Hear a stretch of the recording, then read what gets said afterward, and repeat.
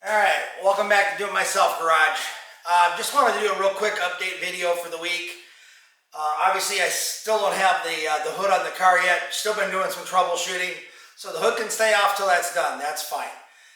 Did some work on the electrical. I can verify that that gauge cluster, that one little wire that comes off the end of the cluster on the driver's side right over toward where the light switch is, on that side of the cluster, that is a ground wire. So be sure you tie that in the ground somewhere. When I did that, then my indicators and everything else were working. My temp gauge worked. My fuel gauge is still not working, but it might be a wire that I bumped up under the dash. I'm not sure.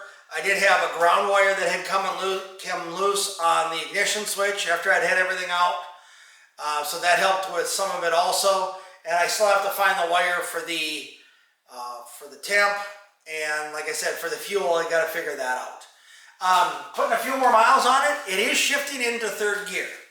I think I mentioned that before. But I think there's something wrong with the torque converter. It seems like it's revving a lot higher than it should, just to get it to engage. So it seems like the torque converter is slipping a lot more than it really should. So I don't know if I don't think there's anything wrong with my pump because it engages fine.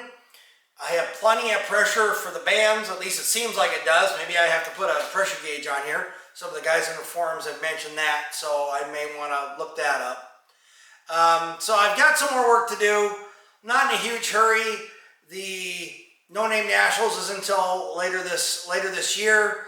I want to make sure that I don't break anything while I'm doing it. If I have to, I'll bring it to a transmission shop and have them take a look at it and see what I missed. Obviously, they have all the tools to pull the transmission out, throw it back in really quick.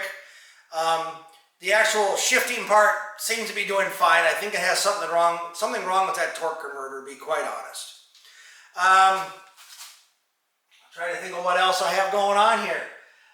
Still have to tweak on the suspension a little bit. Get the oil pressure line hooked up.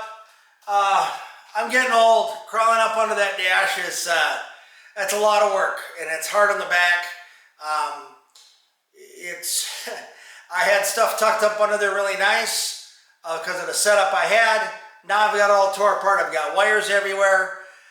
So I probably might take the seats out again, make it easier on myself. So I can get up under there, get the wires tucked back in the way they need to be. A guy can lay on his back without being cramped. Then maybe I can figure out this stupid speedometer cable and see what's going on with that. So this is all it's going to be for a video this week. Just me talking. I'm really sorry I don't have anything else.